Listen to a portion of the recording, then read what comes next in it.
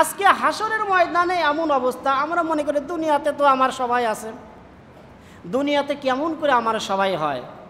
একটা মানুষ তার 3-4টা সন্তান থাকে, সেই মানুষটার যদি কঠিন ঠান্ডা লেগে যায় অথবা সড়ক দুর্ঘটনায় সে আহত হলো, সন্তানেরা তাকে অত্যন্ত ভালোবাসে, কিন্তু তার যদি অ্যাক্সিডেন্ট হওয়ার পর একটা হাত কেটে যায়, পৃথিবীর মধ্যে কোনো সন্তান বলে না আমার বাবার হাত কেটে গেছে, আমার বাবার পা একটা নাই, আমি আমার বাবাকে খুব ভালোবাসি, আমার পা একটা কেটে ফেলবো।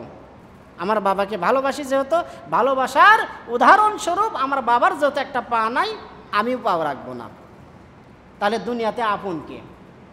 আপনার ছেলে আপনাকে ভালোবাসে শুধু নিজের স্বার্থ অনুযায়ী, আমি আমার বাবাকে ভালোবাসি স্বার্থ অনুযায়ী। এই তো 2 দিন আগে আমার বাবার পায়ে অ্যাক্সিডেন্টের পর পায়ের একটা রগই কেটে গেছে।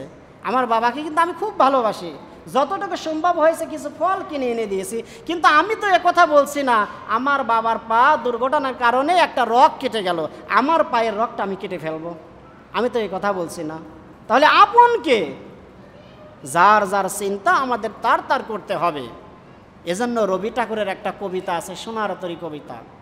এই কবিতাটা পাবনা শিলাইদার ঘাট এবং শাহজাদপুর গুদিবাড়ি বসে এই কবিতাটা লিখেছিলেন। এই কবিতার মধ্যে একটা লাইন আছে, ঠাই নাই ছোট এ তরি আমারই সোনার দ্বারে গিয়েছে বরি। তিনি একটা উদাহরণ দিয়েছেন, একটা হিন্দু মানুষ হয়ে তিনি নৌকা দিয়ে নদীপথে যাচ্ছেন, একজন কৃষক সারাদিন ভরে তার ধান কাটিছে, ধান কাটার পরে বলছে মাঝি ভাই আমার এই ধানগুলো আপনি একটু নিয়ে পার করে দেন। এরপরে ওই কৃষকের ধানটা মাঝি নিয়ে যাচ্ছে, কিন্তু কৃষককে নেয় না। এখন কৃষক বলছে ভাই আমাকে কেন নাও না?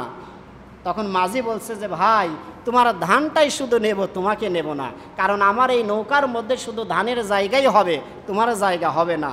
রবি ঠাকুর যদিও সে হিন্দু ছিল, কিন্তু তিনি বোঝাতে চেয়েছেন প্রত্যেকটা মানুষের বডিটা পড়ে থাকবে কবরের মধ্যে, আর যে কাজগুলো তিনি মানুষেরা করে থাকেন, আমরা করে থাকি, এই কাজগুলো যাবে আল্লাহর দরবারে। তাহলে একজন রবি ঠাকুর তিনি হিন্দু হয়েও বুঝতে পেরেছেন, আর আমরা এখনও সেই জিনিসটা বুঝতে পারি না।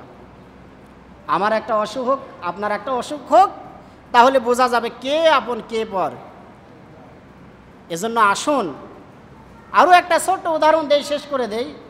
আমরা সবাই কিন্তু অ্যান্ডো কিশোরকে চিনি, কণ্ঠশিল্পী অ্যান্ডো কিশোর, যার একটা গান শোনার পরে হাজার হাজার টাকা কামাই হতো। কিন্তু দুঃখের বিষয় হলো এত টাকার মালিক তিনি হয়েছিলেন, তিনি যখন মৃত্যুবরণ করলেন তার চিকিৎসার জন্য যেই টাকাগুলো প্রয়োজন ছিল যথেষ্ট পরিমাণ টাকা তার পরিবারের পক্ষ থেকে খরচ করা হয়নি এবং তার পরিবারের কাছে সেই টাকাগুলো ছিল না। তাহলে এত বড় একটা মানুষ, এত টাকা পয়সা তিনি কামাই করেছেন, শেষ পর্যন্ত তিনি চিকিৎসা করাবেন সেই টাকাও কিন্তু হয়নি, সরকারের পক্ষ থেকে যথেষ্ট পরিমাণ তাকে অনুদান দেওয়া হয়নি। তাহলে তাদের অবস্থা যদি এমন হয়, আমি বা আপনাদের অবস্থাটা কেমন হবে? তাই আসুন, শুধু আখিরাতের ময়দানে কেউ কারো পরিচয় দেবে না এইটা না, দুনিয়াতেও যতক্ষণ আমার জীবন আছে ততক্ষণ আমার সাথে সবার সম্পর্ক ভালো।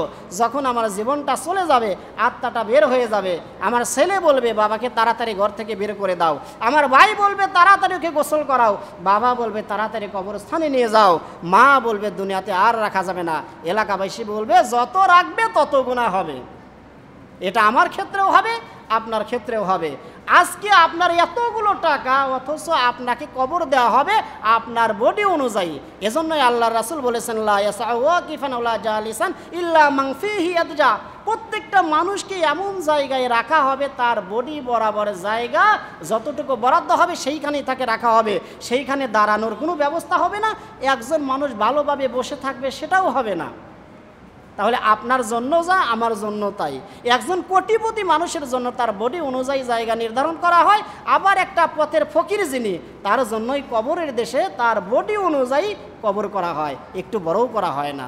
তাই আসুন আমরা নিজের চিন্তা করে নিজেরা বাঁচার চেষ্টা করি এবং পরিবার যারা আছে তাদেরকেও বাঁচানোর জন্য আমরা চেষ্টা করি।